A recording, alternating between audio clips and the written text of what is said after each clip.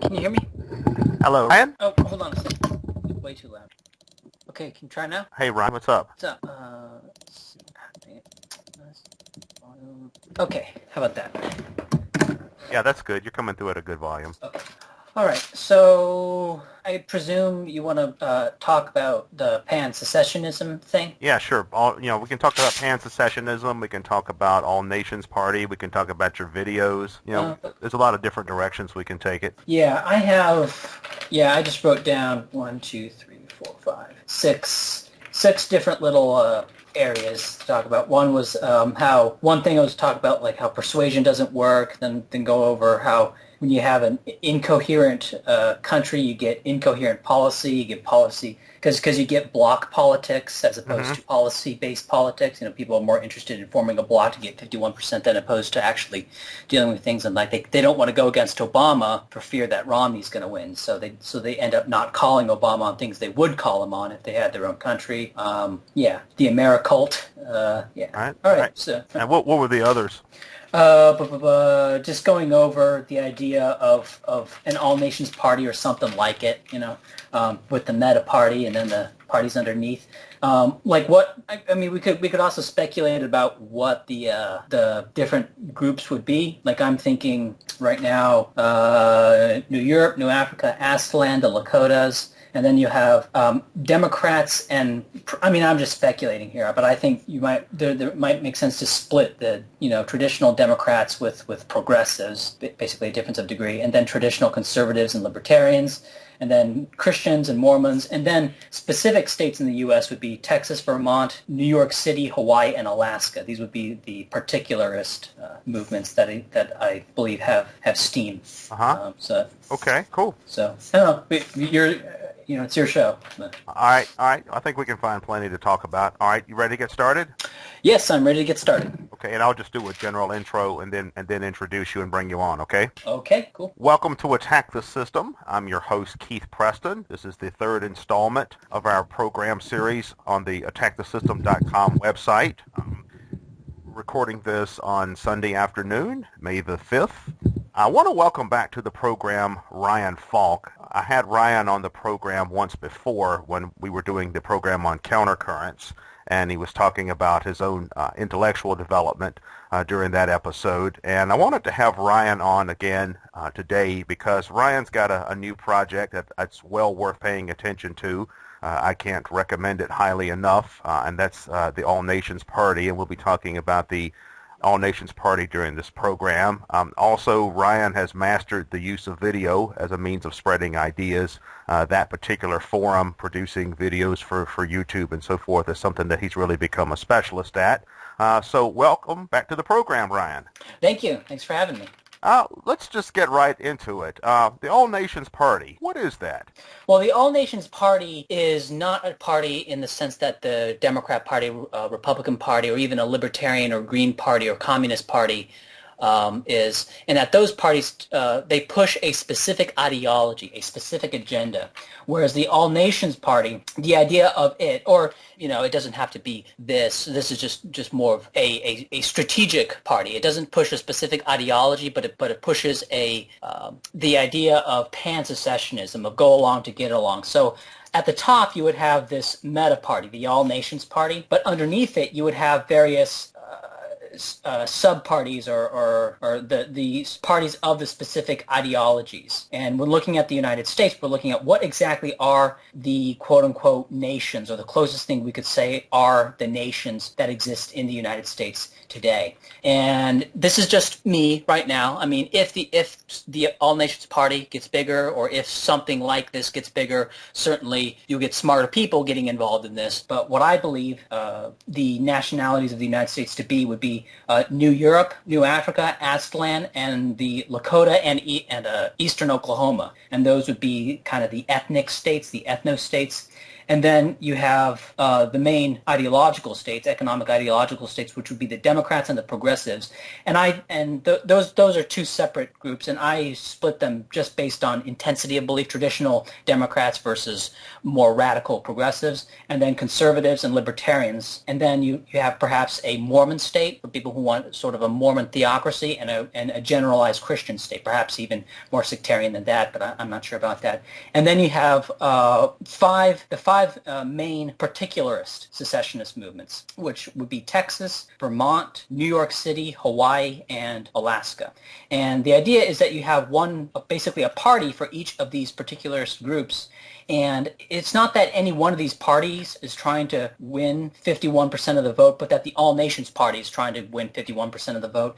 And all these are just constituent blocks. And the idea is to at the end of the day, come up with some sort of partition of the United States. So that's basically it. Well, the first question you're going to get if you were to, say, present this to a mainstream audience or even a lot of fringe political audiences, like let's say you were invited to one of the talk shows on Fox or MSNBC or something like that, the first question a lot of people would ask you is, why should they be interested in this concept of pan-secessionism? Because the thing we're going to get from the man on the street is, oh, America's the greatest nation on earth or the most powerful nation on earth, or why would you want to dissolve it into all these smaller constituent states or these smaller countries? What would you say in response to that? Well, there are three major responses to that. The first one, I would say, is that just look at the data of the United States. The labor force participation rate in the United States is the lowest that it's been ever since women started going into the workforce in a major way. The concentration of wealth is higher than it's ever been before. The executive branch is more powerful than it ever has been before. Now the executive branch, basically, if they label you an enemy combatant, they can just kill you. And people were getting all bent out of shape when Bush could indefinitely detain or warrantless wiretaps, but now we've gone beyond that. They can just kill you now if they label you a terrorist or enemy combatant. So, and it's just getting worse. There's more wealth disparity. There's less employment. Fewer and fewer people own the means of production. Okay, there's less and less small business ownership. It's more and more difficult to start a business. So just in that sense, the United States is a sinking ship across the board. It's also a sinking ship in terms of its relative power. Like it's everything is saying down, down, down, down, down. And a major reason for that is because the United States is not a nation in the traditional sense, but it's really an empire. It's really a conglomeration of multiple nations. For example, Obama can do all this horrible stuff because of the people who are voting for Obama are scared out of their wits of a Romney presidency. Obama can do things like the drone stuff. Obama can do things like what he did with Monsanto. Monsanto can buy up Halliburton. Obama can send more troops into Libya and all this stuff. And he can get away with that because, and you see it, and if you go to like the Occupy Wall Street protests, you'll have these people, bad-mouthing Obama, but they say, but I got to vote for Obama. It's a responsible thing to do because otherwise there's going to be Mitt Romney. Now, if you had the United States split off into separate countries, and if you had, say, a Democrat or progressive country, they could call out Obama. They could say, no, Obama, that's wrong. We're going to vote against some other guy who's not going to have, drone strikes just because you're labeled a terrorist. And they could do that without worrying about the infighting leading to a Romney presidency. And so in this way, when you have an incoherent country, what you get is, instead of policy-based politics, you get bloc-based politics. They're not interested in looking at Obama based on what policies he's putting into a place, but based on whether or not they can get a bloc that gets to 51% so that they can beat the Republicans. And what that leads to is policy, taking a back seat to party politics, and the result of that is just horrible stuff. You get not only do you get high regulation, and I believe high regulation actually leads to wealth disparity because regulation disparately negatively impacts poor people. But you also get poor regulation, right? And you get policy looked at from a political prism, as opposed to, for example, fracking. Okay, instead of looking at the scientific evidence on fracking. How does it pollute? How much does it pollute? We hear these stories about fracking that pollutes a town. Is that a specific instance, or is that a more general trend? You don't get that kind of conversation because it's become politicized, because you have the Republicans and you have the Democrats, and instead of looking at the policy based on its own thing, you look at it through the prism of party politics. And so all policy gets horrible because of this, and that is part and parcel to the decline of the United States and an incoherent policy of the United States. One more thing I would say on that is regards to universal health care. And I'm going to just give my opinion here. Okay, in my opinion, a universal healthcare system would be better than what currently exists in the United States. And what currently exists in the United States is neither free market nor universal. It's something worse, right? It is something that is a result of conflict between political parties. And instead of looking at it from a policy standpoint, people are saying, no, we need to, we can't have government control this, or we need to retain private control of that. And instead of having any sensible policy, you get this absolute mess that is a result of party conflict, as opposed to any sensible policy idea. And that's what happens when you have an incoherent country. You get incoherent policy. Well, I remember when the Obama election happened last year, I actually gave an interview to Russia Today where I was explaining to them that, in my view, more and more the electoral system really reflects a pattern of voting along de facto tribal lines, and people essentially vote for their tribe nowadays, irrespective of what kind of policies the individual candidate is offering. I've noticed that there's quite a few people out there on the conservative side that will vote for the Republicans no matter what. It wouldn't matter who the candidate was. It wouldn't matter how foolish or incompetent this person obviously was. As long as he was their man, then they would vote for him. And the same is true on the other side. I think that there's a lot of people on the left that they simply define themselves as being anti-Republican, and therefore they would vote for any candidate that the Democrats would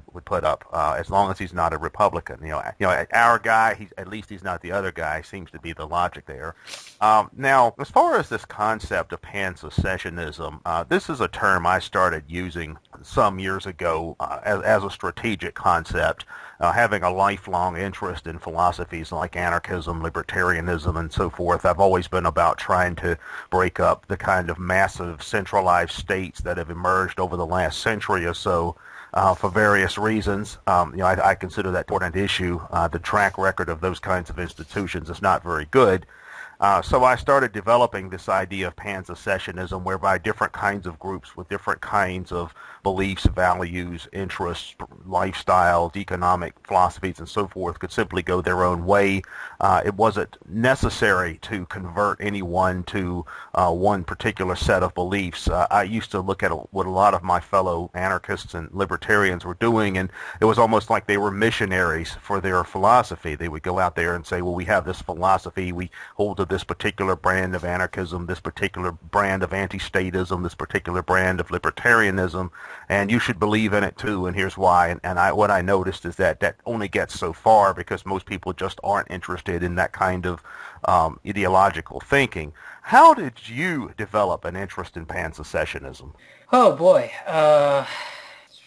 Well, kind of like you, I held to various fringe beliefs. And what's funny is what happened is when I would argue with people over time, eventually, the argument would get so heated to a point where either I would say or they would say, well, why don't you just go off and form your own country? Or why don't you just, love it or leave it or something? And then I would argue, well, that's love it or leave it's kind of a bogus, because whether or not the United States should own vast tracts of untouched land, that's the very thing in question. But basically, arguments would over and over and over again boil down to, why don't you just go away? Why don't you just form your own country? And now I'm starting to say, hey, why don't we take that seriously? Now, also in terms of just my development of my views, my political opinions, that is also quite would lead me to be open to such a thing, going from kind of a libertarian, libertarian white nationalist kind of thing to mutualist, anarchist, anti-statist, and now basically that. And so just my general view in general has been pro freedom and pro decentralization. I've always been very suspicious of monopolies. And when you look at the state as a monopoly on law, well, you're going to get a certain amount of abuses that come from any monopoly. Okay, and so when you have people having an ability to leave and having a non-monopoly, not having a monopoly on law, that's going to be certainly you're not going. I'm not to say that companies are always good, even if they're not monopolistic, but just that it's certainly better than not being monopolistic. And so when you have the one lawmaker over an area, you're going to get certain levels of abuses, and that's what you see now with the All Nations Party. Practically speaking, we're talking about separate states in the U.S., basically separate territorial monopolies, and that's just a practical thing. Ideally, abolish the state, smash the state, but I'm interested in something that can win in more the near term, and by near term I mean like 50 years. So. Well, I know that when I first started developing the concept of pan-secessionism as a meta-strategy for anti-state radicals, I looked around for what the potential constituents for a movement like that would be, with the understanding that we would have to reach people from inside and outside the traditional anti-state philosophies. It couldn't just be for anarchists and libertarians. We'd also have to find sympathy and support from both people who adhere to fringe political views and people from the mainstream, and also people who do not necessarily reject the state philosophically, but perhaps reject this state or wish for a smaller state for some particular reason. Say they see their particular demographic group or their primary reference groups or whatever being under attack by the current state. You've mentioned some possible constituents for a movement of this type. Where do you think we should begin? Who should be the target audience for the cultivation of pan-secessionism? Should we try to appeal to everyone equally? Should we recognize certain demographics or certain populations as particular primary constituents and focus on those first? Okay. Well, just going off of polling data, people who are most open, and this is going to surprise a few people who are most open, the demographics that are most open to the idea of, they're open to the idea of a state seceding, but the idea of pan-secessionism post-United States would be, I believe, is similar enough that you can generalize this onto that. The people who are most open to it are young people. All right, older people tend to be more against secession than younger people, and black people and mestizos are more open to secession than white people, and that's something that surprised me.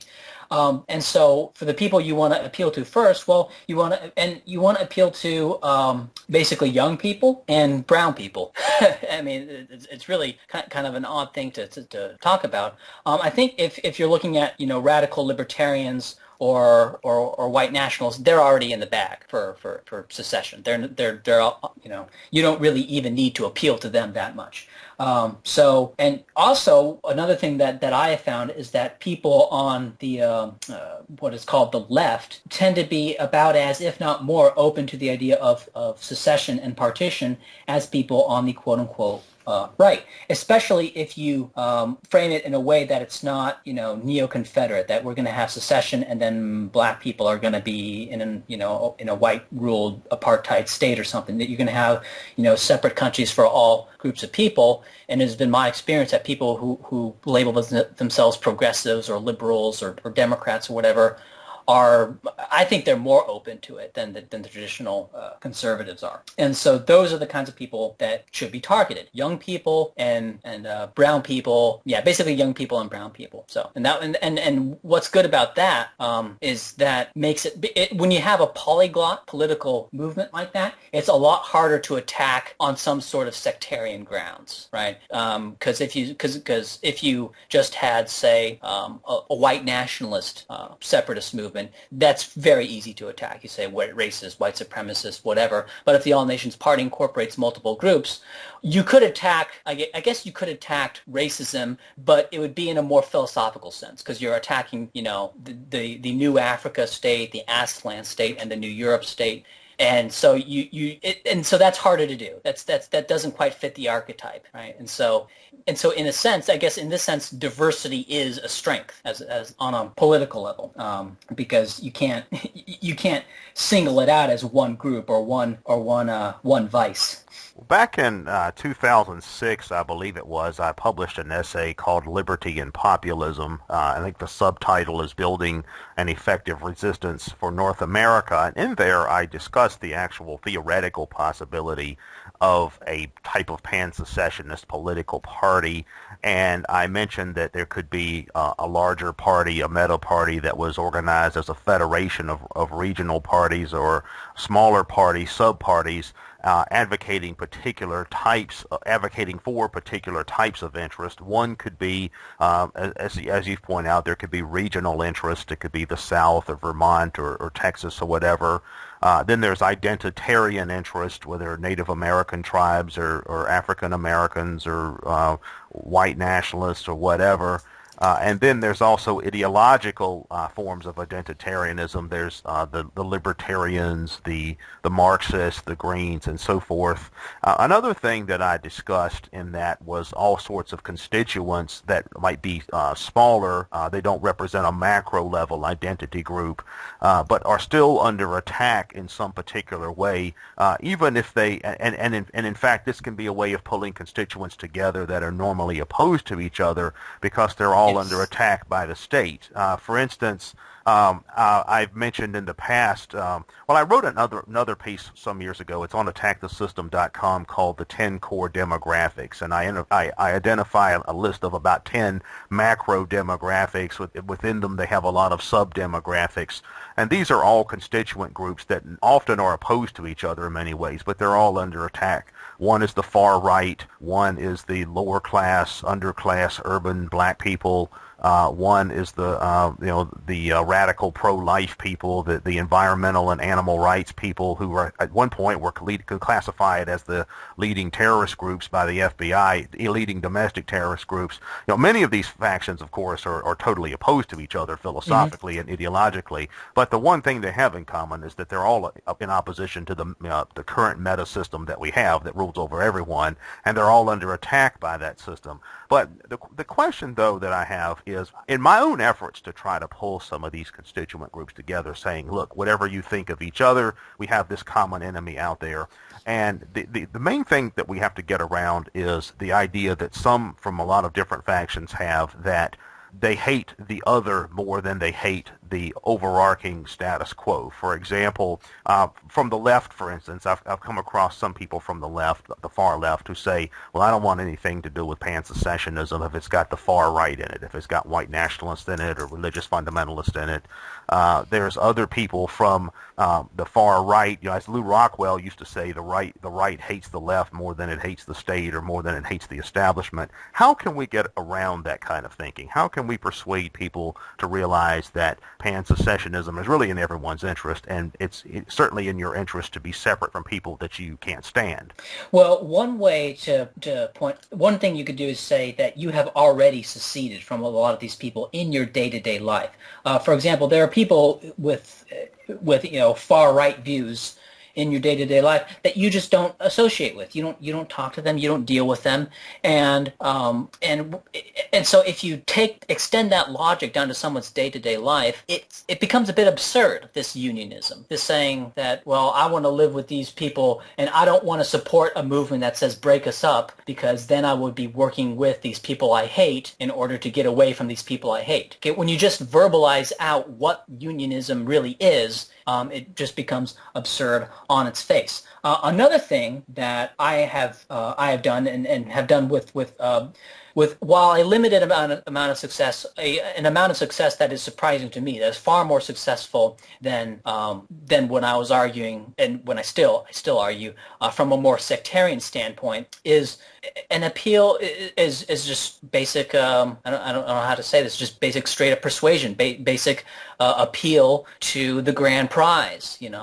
What is it that you want? What is it that you value? Okay, how much are you do you really want a better world? And you say, well, this is the way to a better world, and simply pointing out to them, oh, so you just hate this other group so much that you're willing to forge a rod for your own back because you don't want white nationalists to be away from you, separate from you, doing their own thing, away from you, not interfering with you, not dealing with you in any way. You want to say, no, they have to be kept in your political unit, which is going to deny you the kind of state that you want, and it's going to not deny you the kind of world that you want. Right? And so what I do is I just point out to them what they're actually doing, and what they're actually doing is very, very myopic, very short-sighted, and very knee-jerk. And that's really all I can say to that. I don't know what else you can do. Well, if they're going to make race the primary interest, one thing that's interesting is that prior to the Confederate secession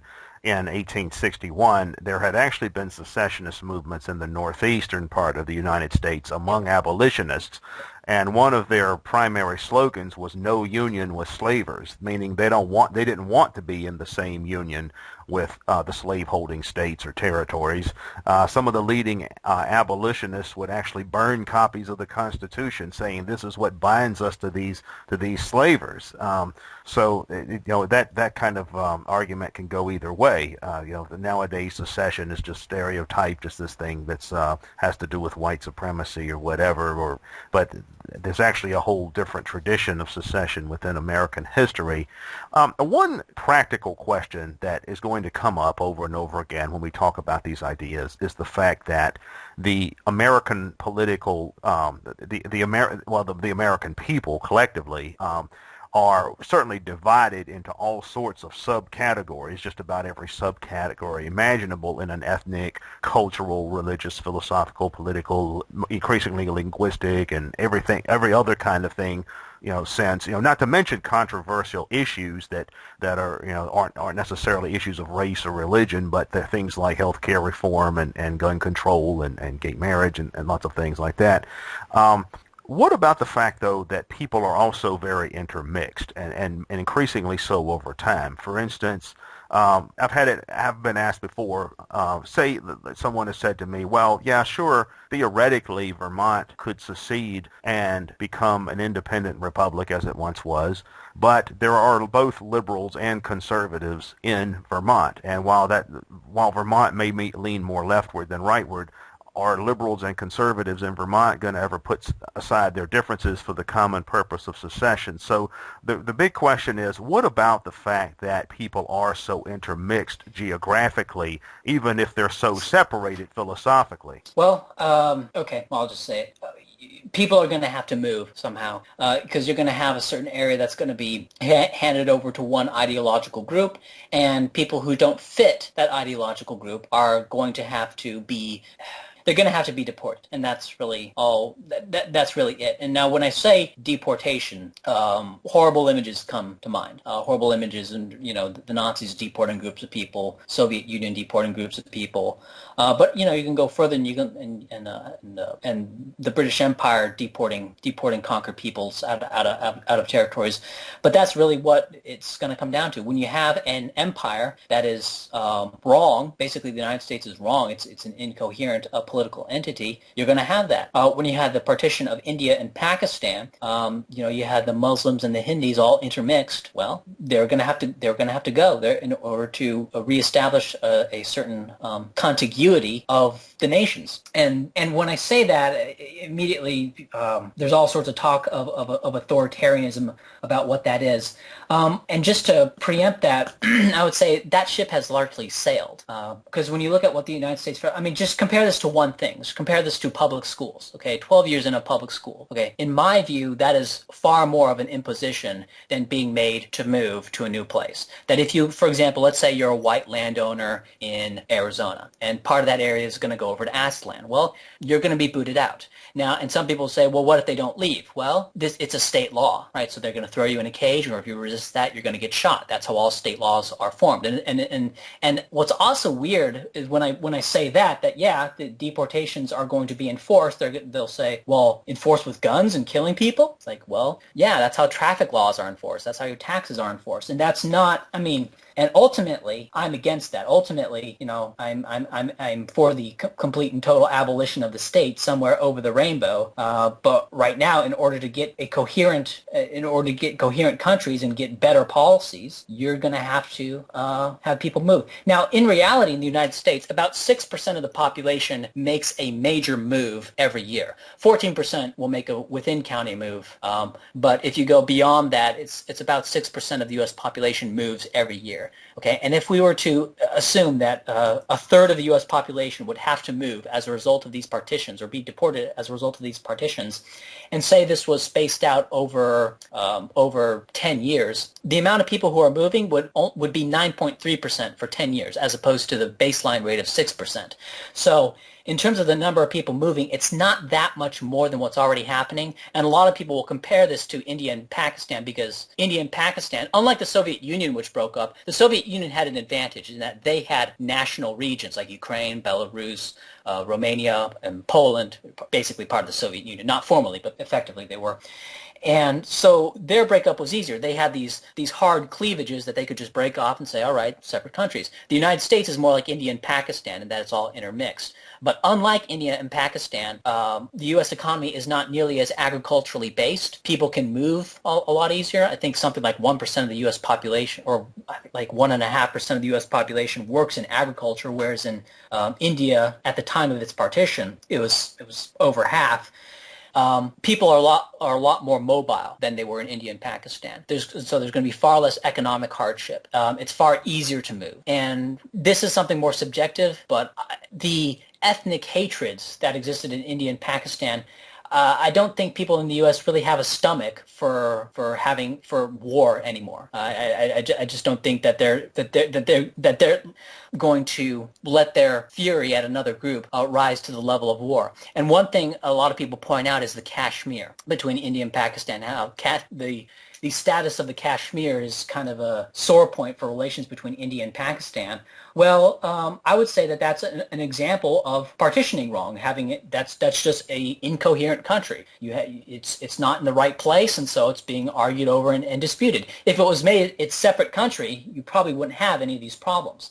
And so the Kashmir is actually something that argues in favor of pan-secessionism, if they ever bring that up. So that's really what I have to say. It's probably not something, it's not a conclusion that I come to lightly. It's not something that I really, that I wish to be the case, but it's really the only way out. It's the only way to break out of the U.S. that I can see is deportation. And we can be humane about it. Like we can say no eminent domain, that if someone is deported, for example, if someone is deported from an area, they still own that property, and and the country that takes over will not be allowed to enact eminent domain, that they'll have to buy the land back, not at fair market value, but at a price that the owner allows. And you can have things for people who are like really old, people who are in their 70s and are just running out the clock, that there can be a clause to prevent them from being partitioned. And what advantage of having the ANP meta party is that you can have these standards to make the deportations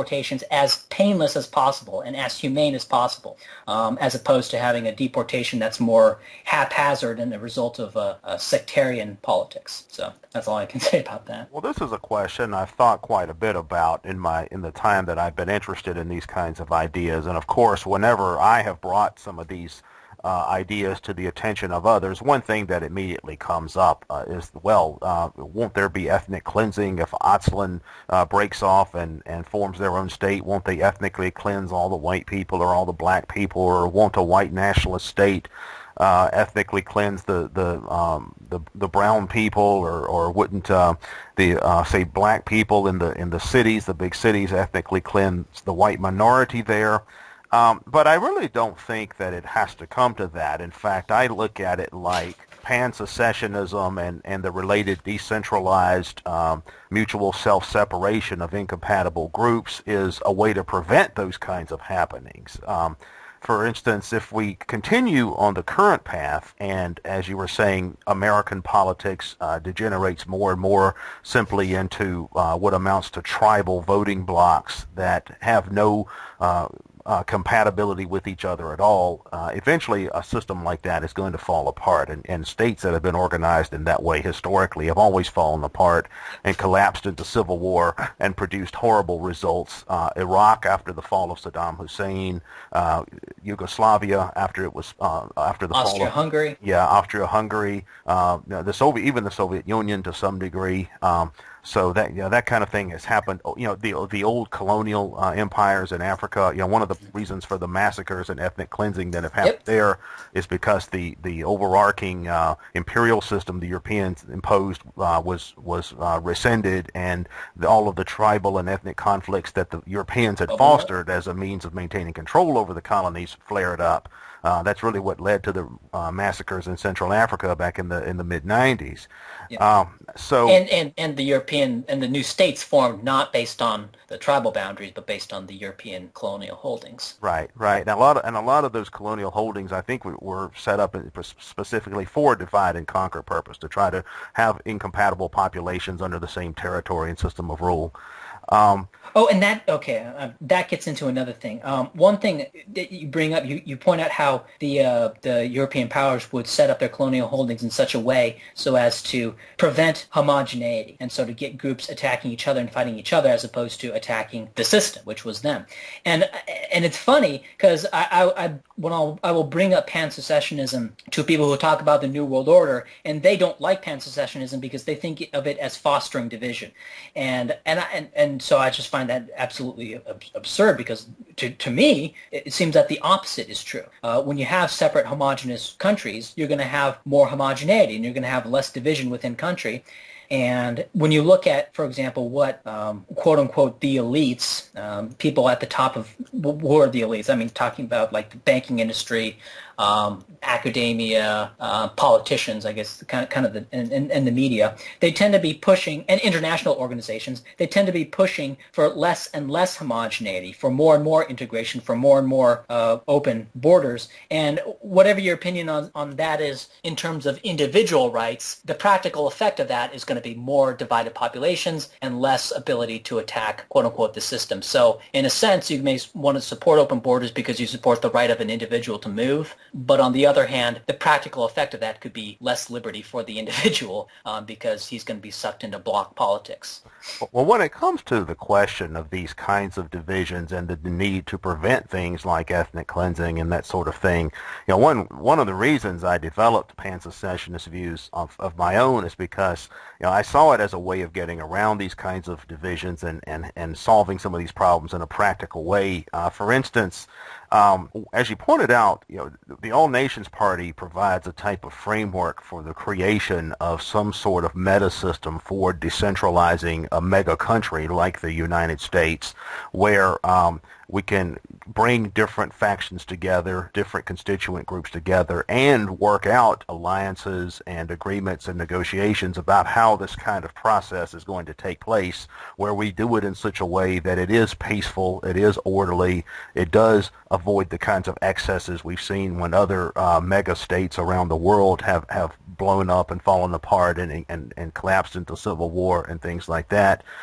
For instance, as far as the question of migration and deportation, it doesn't necessarily have to be something where people who are in the minority are being rounded up and put on a ship or train and sent out of town.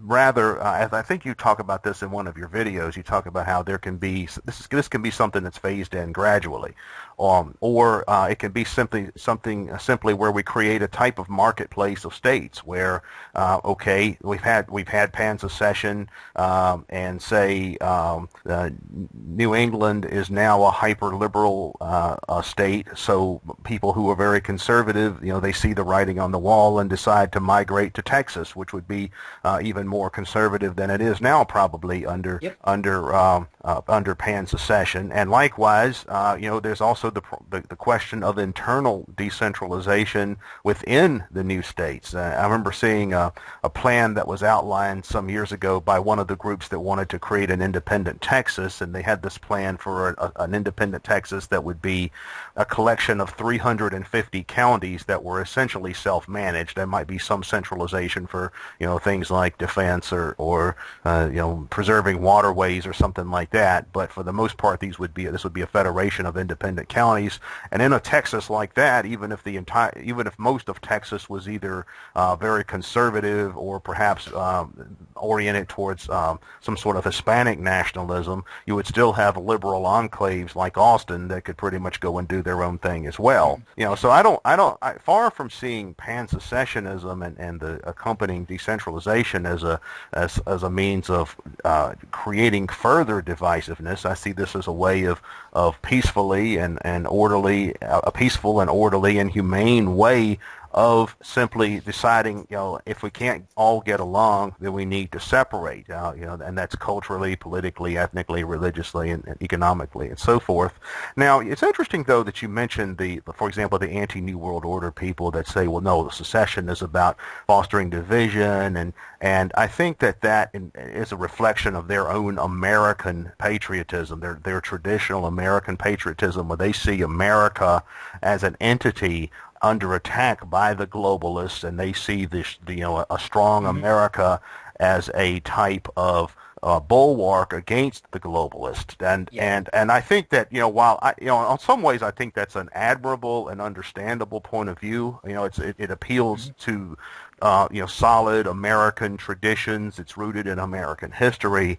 But the other side of it is that I think that it really misses the degree to which the American elites themselves are essentially not only tools of, but perpetrators of this wider global system. I mean, the idea that the regime that exists in Washington D.C., or the financial or media capitals like New York or Los Angeles, the idea that these contemporary American elites represent either the historic America or even the average American of today is absurd. That they're really more of an occupational regime than anything that's a reflection of any traditional American values or anything like that.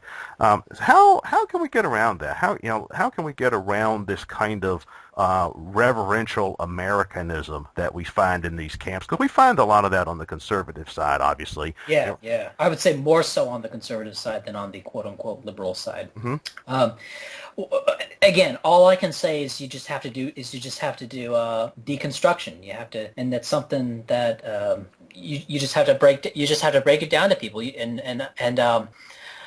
and I found this to be super effective in just dealing with people at work. I would ask them what is an American, and they would say it's freedom. Well, what is that? And just continually deconstruct until you actually find that there is no such thing as American. And what there is everyone has their own conception of the United States. And the idea that there are sacred texts, but each interpretation is different. It's like the Bible, right? You have different sects who interpret the Constitution in their own way, according to their own ideology. They interpret history in their own way, according to their ideology. They interpret what the fathers say, according to, whatever.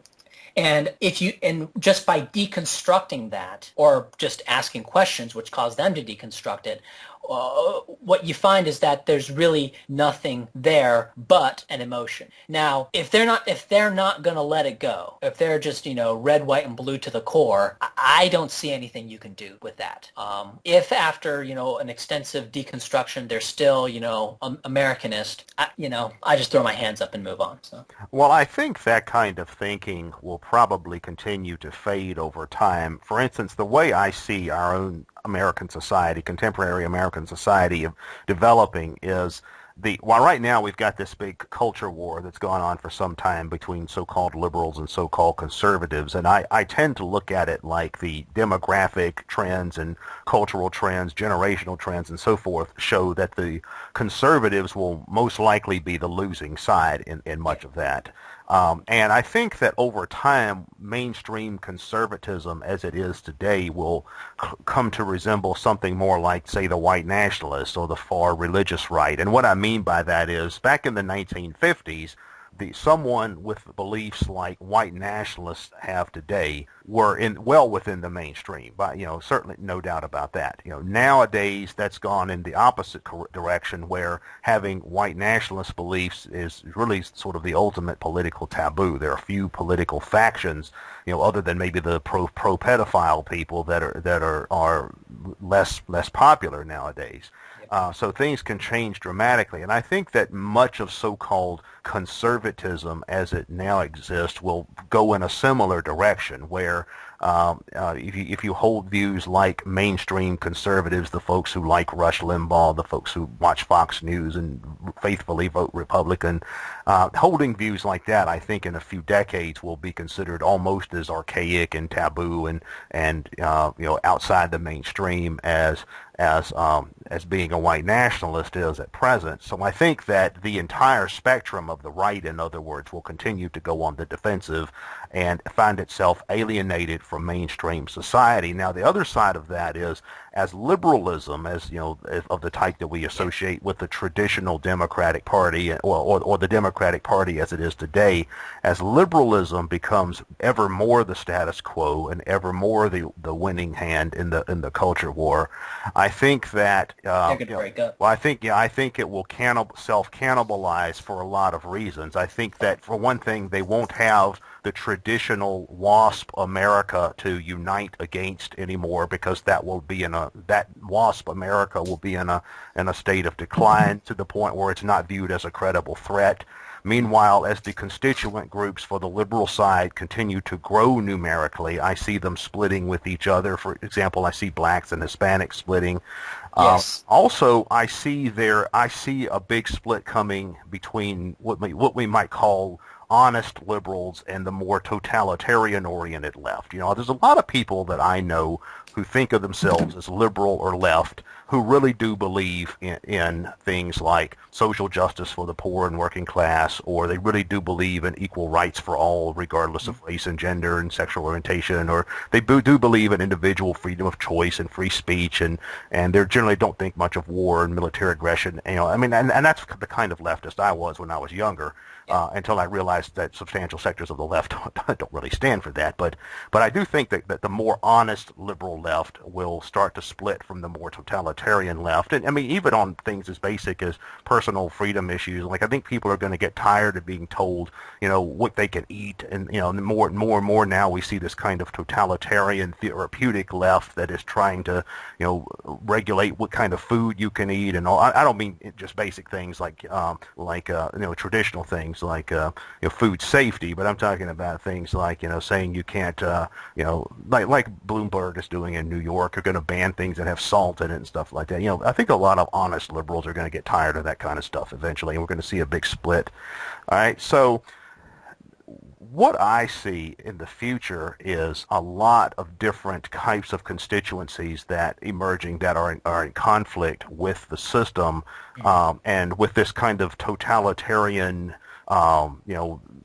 establishment liberalism being the dominant party. And I think the neocons will be around for, the Israel firsters. They're going to be around for a long time. I think the plutocratic, corporate entities, they're going to be around forever. But I see all of those groups coming together and forming an alliance. The totalitarian humanist left, as I call it, the corporate plutocracy, the military-industrial complex, and so the neocons. I think that will be the ruling class alliance. So it's really just a question of, if we want to build this all-nations party, of bringing together at some point in the future all of these different groups that are going to be increasingly alienated, whether traditional conservatives who are falling away from the mainstream more and more, or honest liberals who are disgusted with the liberal establishment, or so many others. And I'm glad you pointed out a certain time frame, because I look at it like this isn't something, as long as I've been advocating for these kinds of ideas, I've never said this is something that's going to happen next year. I've always been about, the mid 20th century is really, a good target goal. As we see the system, the American system, fall apart more and more over the next few decades, as we see these kinds of divisions become ever more prominent, more and more I think there will be an audience for these kinds of ideas. And I think that our goal should be, what are we going to be doing 20 years from now, 30 years from now, 50 years from now, even 80, 90, 100 years from now, in the year 2100. This is a long-term plan, for this rescuing, in a way, of American civilization from the disaster that's coming if some of these problems aren't addressed. But what I want to ask you about is, how do you see the All Nations Party going about and promoting its ideas and advancing itself? Do you see this as being an actual competitive electoral party someday that can actually challenge the Democrats and Republicans? Okay, let's hear more about that. Straight up. Well, first off, there's lots of good news. I mean, what I've already said is that younger people and browner people tend to be more pro-partition. And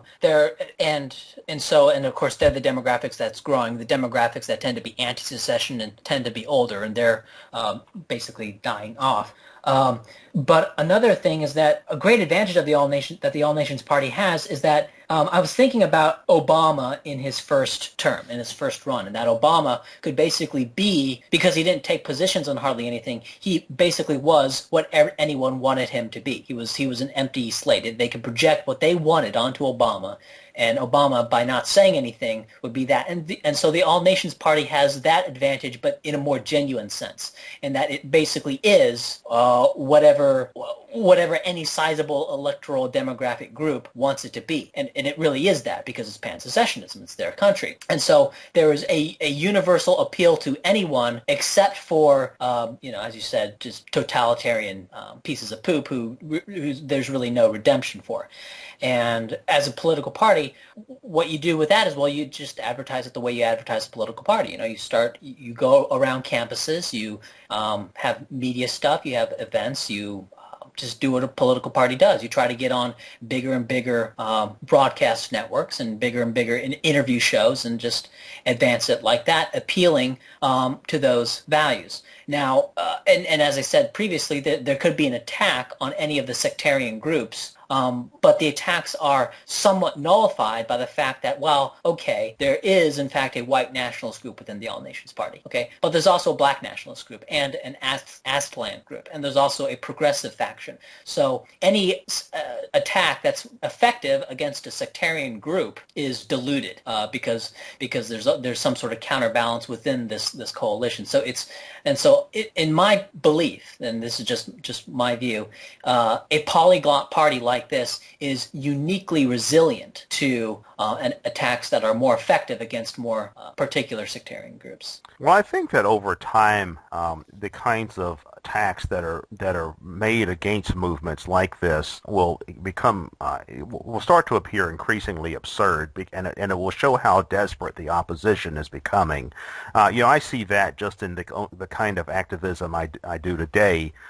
For example, at Attackthesystem.com, my headquarters, we're frequently attacked by the totalitarian left as fascists and Nazis and so forth, which is interesting considering that probably most of the leading participants in Attack the System are people who are not white, who are something other than white. I'm the most prominent person from Attack the System, and I'm white, but probably the majority of the most active participants in Attack the System are not white. And I know I have some friends from a group called National Anarchist Tribal Alliance of New York, and they've actually had pictures of themselves circulated, and they're a mixed race group, white, brown, and black folks, and they've been attacked by some of these Antifa groups as neo-Nazis and fascists and so forth, which, any rational person can look at that and see the absurdity of that. And I think that if something like the All Nations Party were to become increasingly popular and grow as a movement and so forth,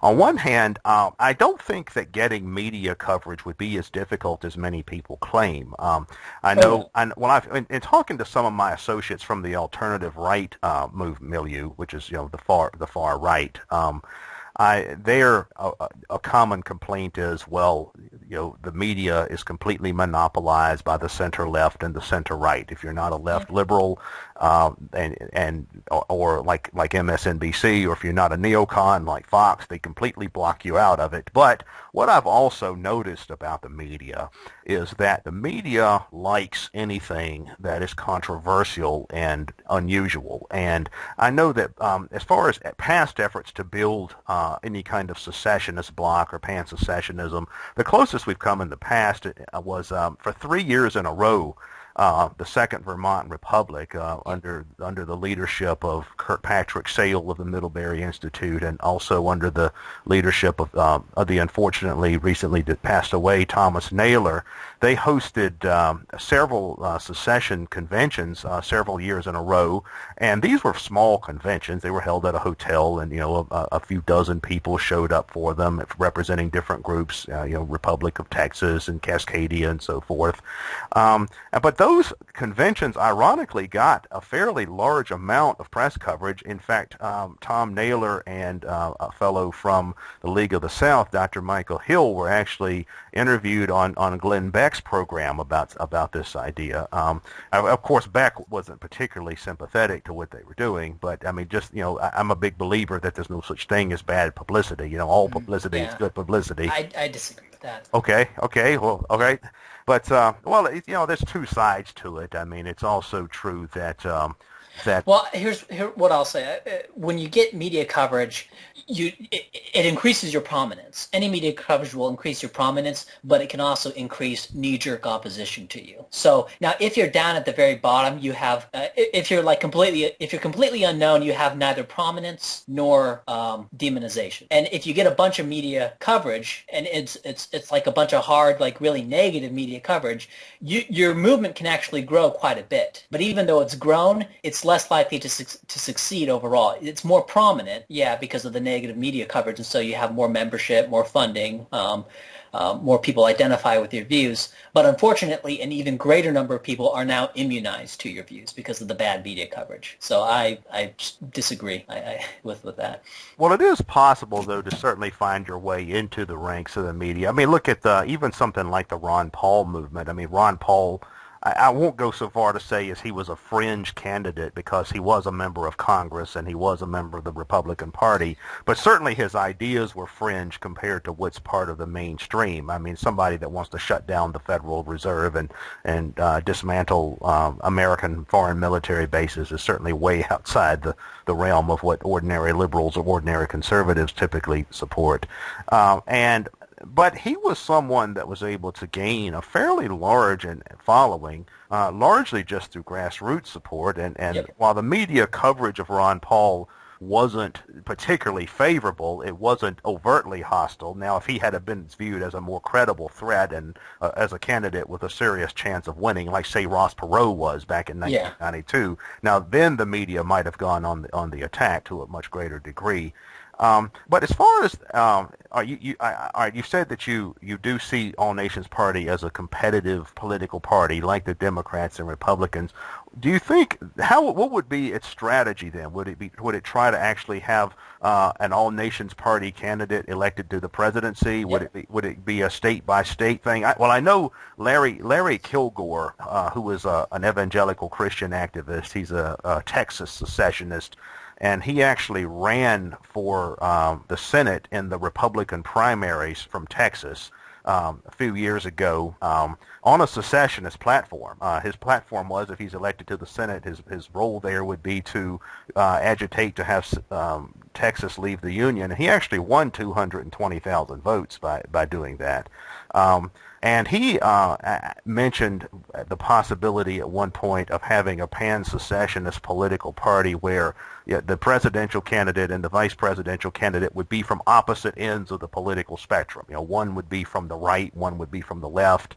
One could represent the Constitution Party, whether from the Green Party, or one the League of the South, and the other one the Cascadians, or whatever. But they would run solely on this program of dissolving the Union through pan-secessionism. There wouldn't be any policy, any position on, health care reform or abortion or gay rights or foreign policy or anything else, because the goal is, well, all the different new free states are going to have their own positions on that. Yeah, I kind of agree with that, but I would go even further and say that the candidate that the All Nations Party would put forward would be, they wouldn't take, the only political position that they would take would be pan-secessionism. And if someone would say, well, what's your view on gay marriage? What's your view on abortion or something like that? They would have, what they would do is they would practice 1,000,001 ways of saying, I'm not going to answer that because that's not what I'm running on. That's not what my presidency is. And while the other Republican Democrats, and maybe even late in the game, the Republican Democrat Party single, would try to get these ANP candidates to actually take hard stances on issues so that they could attack and they could alienate them from some people. The strategy of the ANP would be to not do that. Now, the particular groups, there would be like the Libertarian ANP or the Mormon or New Deseret ANP. They would have sectarian positions, and while they could be attacked and that could be linked to the ANP party itself, it's still just a subgroup. It's a very tenuous link, and so that's an advantage that all the ANP candidates would have, is that their message would be very simple, and when going on shows and speaking extemporaneously, they would be less likely to stumble and say something stupid, right, which is very easy to do, and they'd be harder, and also a simplicity of message is a huge advantage. It's easier for people to understand, and as I said before, it's the blank slate factor. They're whatever you want them to be. So that's kind of a talk shop, not getting away from the ideological should this be, but that I'm just pointing out some of the strategic advantages that such a party would have over more traditional social democracy parties like the Republicans and Democrats. Well, do you envision this as something where, say, the presidential candidates, say the national level candidates for this party, the president, the vice president, even senatorial or House candidates, would, say, take the neutral position? Our position is we're for pan-secessionism. And perhaps the constituent parties, the sub-parties, the Mormon Party, the Libertarian Party, the White Nationalist Party, the Black Nationalist Party, would those in turn operate more at the local level or the regional level and take more sectarian positions? The White Nationalist division of the All Nations Party might say, focus on Montana or Idaho or somewhere where beliefs that. Montana, Idaho, and eastern Washington and eastern Oregon, and there's a little strip of land that juts out. There's basically there's if you look at a map, there's the Los Angeles, San Diego area. Then there's a bunch of not empty coast, but low populous coast. Then you get into the San Francisco, San Jose Bay area. Then you go up, and then there's that North Coast area, and that's actually fairly red state area right there. And then you get up into the whole Portland, Seattle complex, and that's basically the far north, West Coast region. But there's a strip right in there that juts out, and then you have Eastern Oregon, Eastern Washington, which are basically demographically, socially, and economically are basically an extension of Idaho. And then you go into Idaho, and then there's Montana, and that would be basically where you would support the New Europe. And by extension, I guess the Libertarian Party within the ANP would be focused on, say, New Hampshire or the I'm thinking for the Libertarian ANP. I'm thinking, I'm looking at Wyoming, parts of Colorado in one area, and that would be like the Mountain West Libertarian area, and New Hampshire. And so I would see there being 2 Libertarian states. And then the Black Nationalist ANP would probably be what, the Black Belt in the South and the inner cities? The Mississippi area. Most of the state of Mississippi. Now, Mississippi, I think, is still like 60% white. Mm-hmm. But I'm thinking, but the thing is like when you're looking looking at a partition of the United States, you have to keep an eye towards, the problem is that there's no one block area that you could say, okay, this is the black area of the United States. No, I mean, Mississippi is the blackest, but it's not, even that is not majority black. So, but if you're going to have a black country in the U.S., well, that's probably the best place to put it, because it's the closest to being a majority black area. And right next to the Mississippi River, some of those counties are, in fact, majority black area. So basically it would stretch, I would say, Mississippi, parts of Arkansas, Memphis, and the little outlying counties around Memphis, and then down the Mississippi into Louisiana and probably New Orleans itself. And that would be, whereas the rest of Louisiana would go over to a conservative area. Well, I mentioned earlier the prospect of internal decentralization even within the new political units that form. I know that in my own state of Virginia, and I talked about this on one of the broadcasts I did when I was on the Voice of Reason network, but in my own state of Virginia, it's really interesting how the population is so diverse, even within the state. For example, here in the capital city in Richmond, and also down at the beach on the coast, you find a majority black community. At the same time, if you go out into the furthest western parts of Virginia, the most rural areas where the coal fields and all that are, it's rare that you find someone who is not white, or at least until very recently it was rare you find someone who is not white. As far as culture, the northern Virginia suburbs just outside of D.C. tend to be your standard, upper middle class, affluent, progressive, liberal communities. Yes, they're wealthy and affluent and all that, but they have the standard politics that you find in liberal communities. They're pro-gay marriage, they're pro-abortion, they're all for multiculturalism because it's a very multicultural environment. You can find people of just about any ethnic group imaginable, and some you've probably never heard of, in that community. At the same time, that's totally removed from other parts of the state where, everything is either homogeneously white or homogeneously black, or it may be mixed black and white, but there's fairly clear dividing lines there. And of course, in Virginia, two of the largest televangelist ministries are based here: the Falwell people in Lynchburg and the Pat Robertson people in Virginia Beach. But then here in Richmond, in the city, you've got the Virginia Commonwealth University, my alma mater, which is sort of like a miniature Berkeley. It's a it's a public state university that's very leftist, very left-wing oriented, very counterculture oriented. So I see Virginia, an independent Virginia, being something like a federation of city-states or counties or something like that, where all these different population groups can essentially be sovereign within their own enclaves. I mean, there wouldn't have to necessarily be total isolation. There can still be cooperation for things like keeping the highway system running and the waterways and air traffic and things that everybody needs. But other than that, they can really just stay out of each other's way. And that's another question I have. It seems to me that before I forget this, when looking at the breakup of the United States, I think most people view the basic political unit as the state, and I think that's not a good way to do it, because the states, I think the states are chunks that are just too big, and that the basic political unit should be the county, is that we should maintain, just out of practical necessity, maintain the counties and maintain the county lines, but not maintain the state lines, and basically form new countries based on counties, not states. Okay. Yeah, I'm with you on that. I think that's the most practical way to go.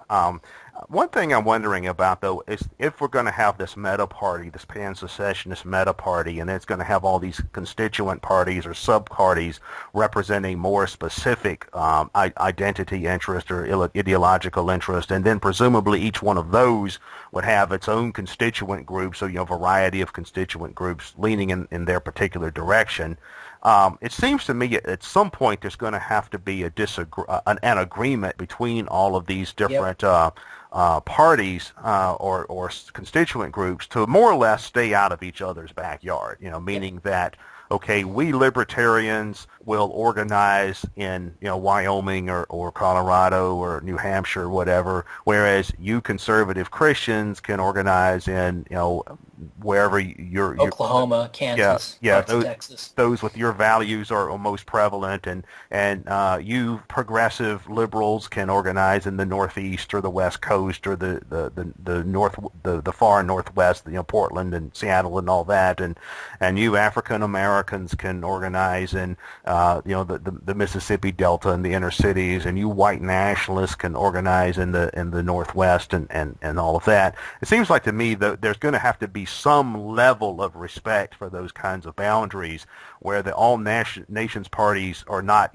where it doesn't get into a pissing contest, say between progressive liberals and libertarians who both want control over New Hampshire. Now maybe if a conflict like that came up, like I know there was a split at one point between occupied New Hampshire and the Free State Project, sort of a leftist versus libertarian split. But it seems to me, if something like that became inevitable, you could maybe advocate still greater decentralization. Well, Yep. okay, you libertarians in your counties, and you do this, and you progressive liberals in your counties can do this. I mean, there's ways of getting around this kind of stuff. Right. Well, another thing is you want to keep in mind, the closest to, the closest thing to national regions that the United States has. But you also want to look at practical things. For example, if you're going to split up New Hampshire, let's say the Libertarians were more predominant in the north of New Hampshire and the liberals or whatever were more predominant in the south.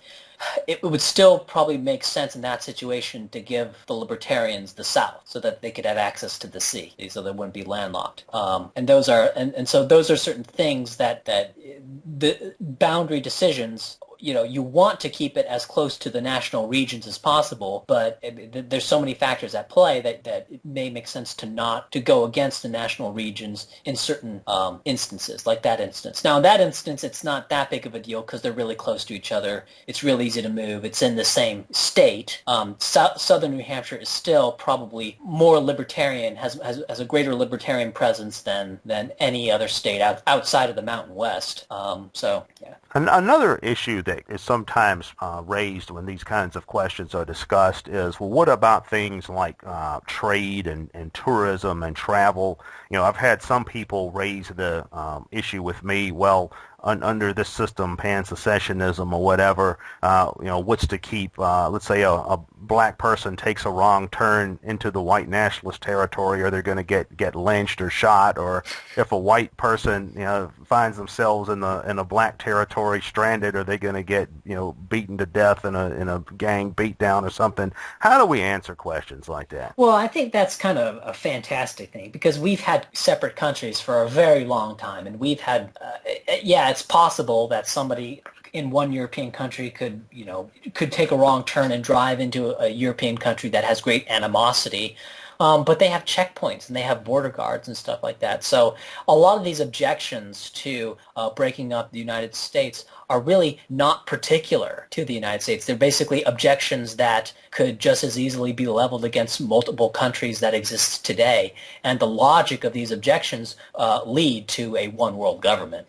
Well, sure. I mean, it's we have tourism and trade and travel today between countries that are much different from one another. I know a whole lot of Americans, for example, who've been to China, and sure, that's not uncommon at all. And plus, we have to consider that there's incidents like that in our own society today. For instance, in my own city, there are some communities that are street gang controlled, where if you're not only if you're the wrong color, but if you're just the right color but from the wrong neighborhood, you can get shot if you go into that neighborhood. Or there are certain communities where the police won't go because they might get shot. Right. So I mean, it's not like that kind of stuff doesn't go on in our current system.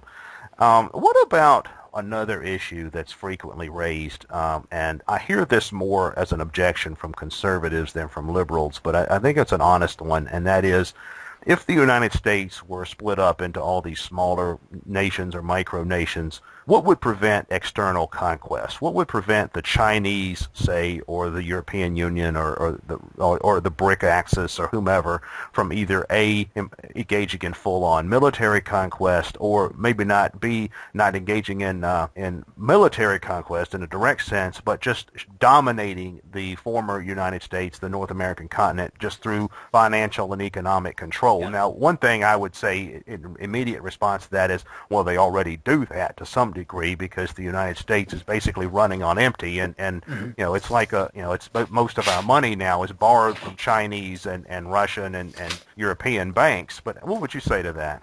Well, I would say, well, first off, in terms of I think the idea that China would invade a partitioned United States is absolutely fantastic. Like a direct, straight up military invasion. I mean, nuclear weapons has made that kind of stuff largely obsolete. Even if China thinks it has some sort of missile defense shield that they can block it, it's still. I mean, you just need one bomb. You just need to get one bomb through, and it's already anyway. And so I think that time has passed. I think that's absolutely fantastic. But in terms of a more indirect, sort of soft financial domination, trade deal domination, that's possible. But with these countries, from an economic standpoint, like as you said, first off, that's already happening with the United States, because the United States is running on empty, and you have incoherent policies, and politicians aren't, they're not thinking about dealing with these international soft battles with the Chinese. They're more interested in bloc party politics within the U.S. and winning the next round of elections. So it's this kind of short-sighted decline. But also, when you have these new countries, say, a libertarian state or New Europe state, and even though my views on economics are not in line with what most quote-unquote progressives view, I think that even a sensible, coherent economic policy that like a new Democrat area or a progressive area would still be better than what the United States currently is. And you could have things like better budgets. You would have things because politics would be more policy based.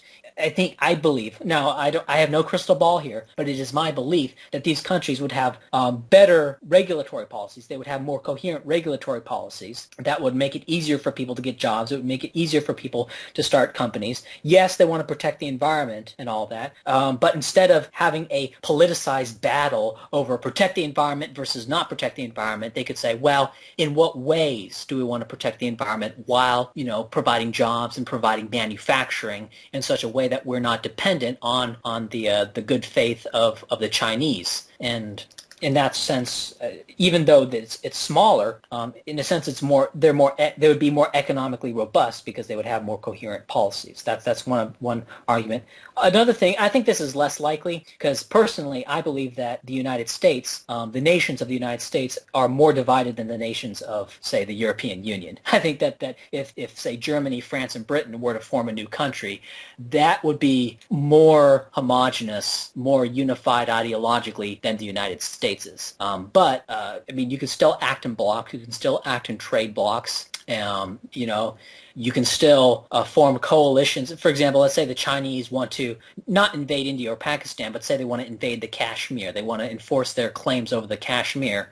Okay, well, first off, India and Pakistan combined are no slouches, but you can still send in forces there. You can still form a coalition. There's many ways to get around this. Well, in looking at different countries around the world, I know Tom Naylor in his book on Downsizing the USA pointed out the example of dozens of micronations around the world that, while they're very different in terms of their cultures and political systems and economic systems, they're all relatively prosperous, relatively peaceful. For instance, if we look at Switzerland, Norway, Bahrain, Bhutan, Costa Rica, and Luxembourg and Liechtenstein, all of these are countries that are much different from each other geographically, culturally, historically, yet they're all relatively peaceful, relatively prosperous, relatively functional and orderly societies. And I think that the key reasons for that are, A, their size. There are countries of a manageable scale. They're not mega nations like the United States or like China or like the European Union aspires to be. And also, they are somewhat culturally homogenous. For instance, Iceland is a good example. Iceland was probably hit harder or as hard by the downturn, the economic downturn back in '08 as certainly any Western country. And yet it's probably made one of the best recoveries. And I think the reason why is because it is a culturally homogenous society in such a way that they were able to formulate policies that were able to speed up their own financial recovery.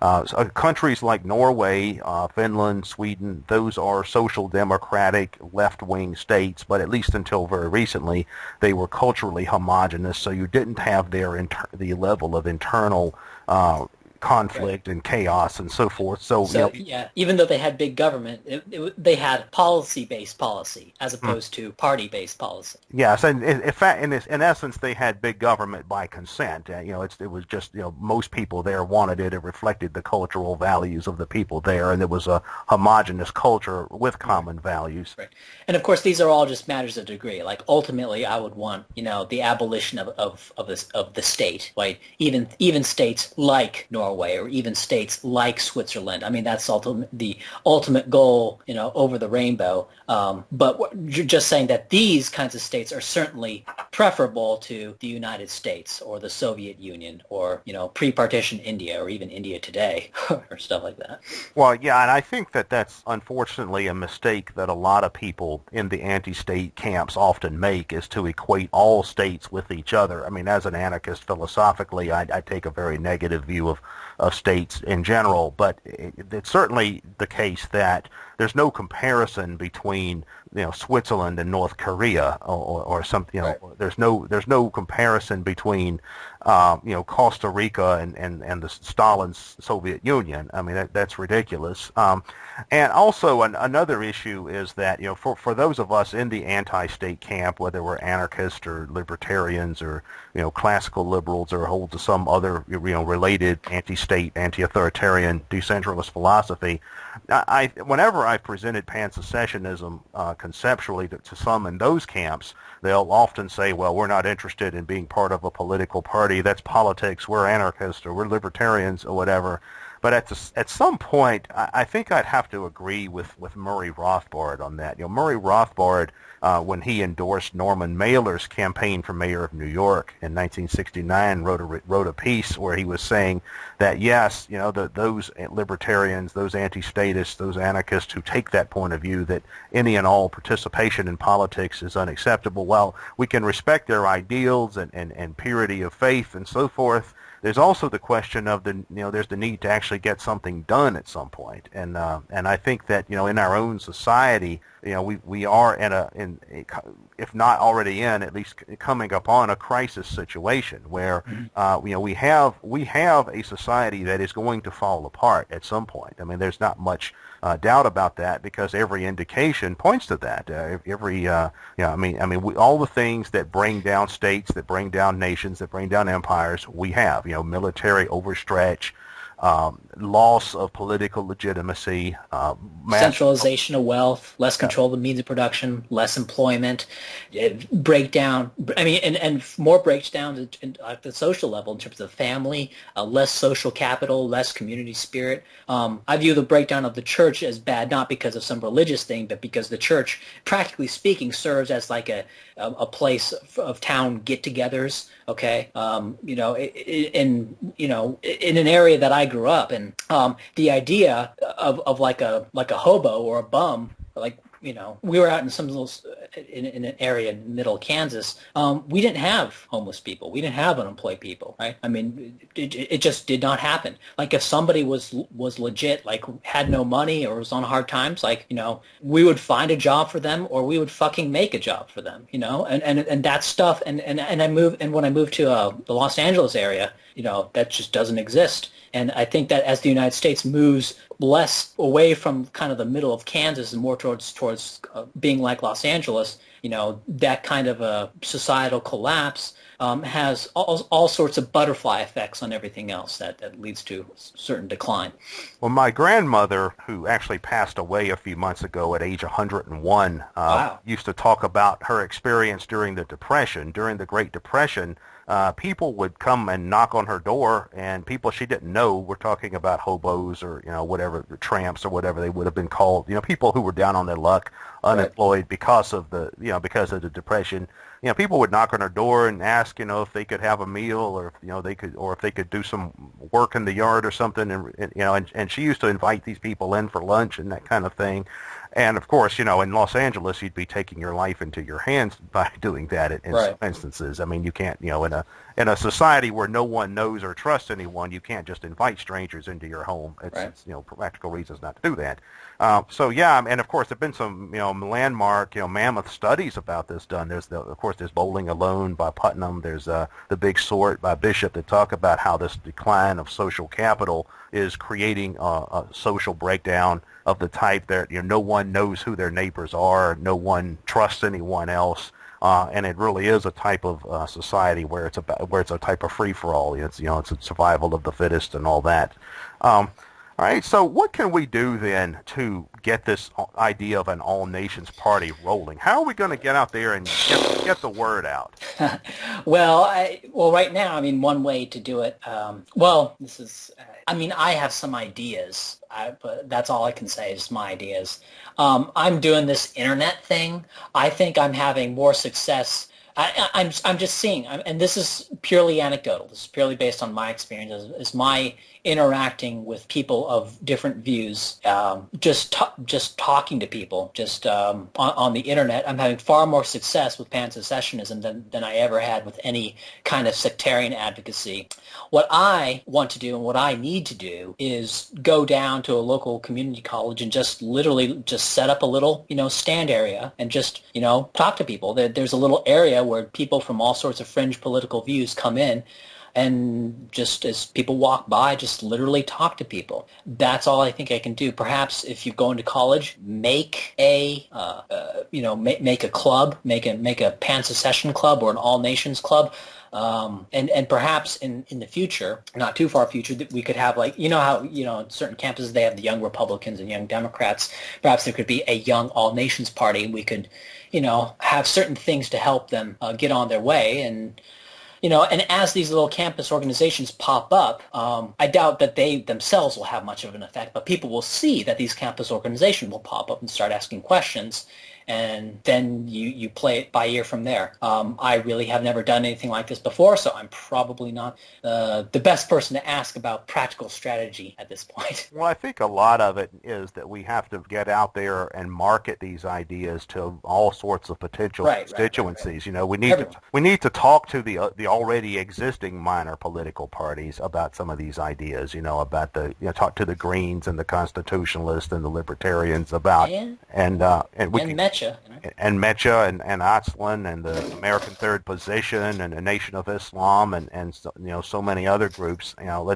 Because it's interesting because I used to think about how many fringe political groups there are out there, or partially fringe political groups who are in opposition to the system, and think about how, well, they're all so isolated individually, but collectively they might be something. Collectively there's enough of them that they could be even at present, be a substantial political force. Of course, there's also other issues. There's a need to procure funding for these kinds of endeavors, and I think that's a matter of appealing to people from all over the spectrum, who are interested in this, who are willing to fund parties and activities of this type. All right. Well, tell us a little bit about your work with video, because I would very highly recommend Ryan's videos, which can be viewed on the All Nations Party Facebook page, and I know you have a YouTube channel. If you want to just take a moment and plug your YouTube channel, because your videos really are very good. Oh, well, okay. Well, first off, I think my videos are Well, if I do say so myself, I think my videos are pretty good, but they could be a lot better. There are certain things that there's a certain science to making videos that I don't follow all the time, and if I paid more attention to it, I would follow. And I think I might actually just make a post on how to make, persuasive videos. First off, people like lists. They like lists of things. So if you make a video entitled, I made a video entitled, like, the 6 pillars of a modern political thought. In that video, it was an hour-long video, okay? And so typically an hour-long video doesn't get many views and doesn't get many, but that one got about as much, or a little bit more than the typical video got. And I point that out literally to the format. And so in your video, well, all I do is pretty simple. I make a little background, okay, a background that's, honestly, what I like. I like atlases. All the books on my bookshelf I've read. It's not a huge bookshelf. I see some people, YouTubers, with giant bookshelves and books they never read. And I lay out a few points of what I want to say, and I try to make it in such a way, primacy and recency. You want to make your most important points at the beginning and at the very end. And one thing I've learned to do is to have fewer ums and ahs in my speech. I've really worked on that. I've learned to embrace the pause, is when you have something to say, but you can't really put it into words. You just pause, and that's what you do. And so, yeah. And another thing I do is every video I make, I imagine that I'm talking to someone to whom this is the first video of mine that they've ever seen. Because that's going to be a lot of people. A lot of people, they go to channels, and what do they look at? They look at the thing that is most recently posted. They're not going to look at the thing that you want them to see first. They're not going to look at, say, the playlist, like the backbone playlist. And if you want them to see that, you're going to have to say that. In every post you make, you're going to want to say, if this is the first post of mine you're looking at, go look at this playlist that is the first thing that I want you to see. And you say that in every video. So that's just basically what I do. And okay. All right. Well, we've been talking for quite a while, so I guess it's time to close out. Okay. Ryan, thank you very much for being here. Where can people go to find out more about the All Nations Party? Well, they can go to allnationsparty.com. It's a little website. There's all sorts of posts and videos, and then there's just a little page that says what we're for, what we're about. I have a video playlist on my YouTube channel called Pan-Secessionism 101. That's a good place to start, and it's pretty straightforward. So, yep. Okay, and of course, if you want to see more discussion of Pan-Secessionism, you can also go to Attackthesystem.com as well. Okay. Be sure to check out those websites, allnationsparty.com and Attackthesystem.com.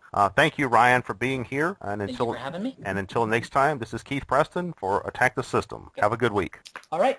So no ads. So no ads this time, I guess. No ads? Or no break in the middle. Yeah, well, as far as the editing, I have another fellow who does the editing. He may edit, because this is a fairly long recording, he may edit, put something in the middle. That was the format that Voice of Reason used to use. They had a much more precise schedule they ran on. They wanted all the programs to be 54 minutes, and then they'd have a break about 25 minutes in or something like that. And they had to do it that way because they had so many programs that are compacted on that network. It was really more like a real radio network. With us, we just basically do my show, so it can really be as long as it wants. Yeah.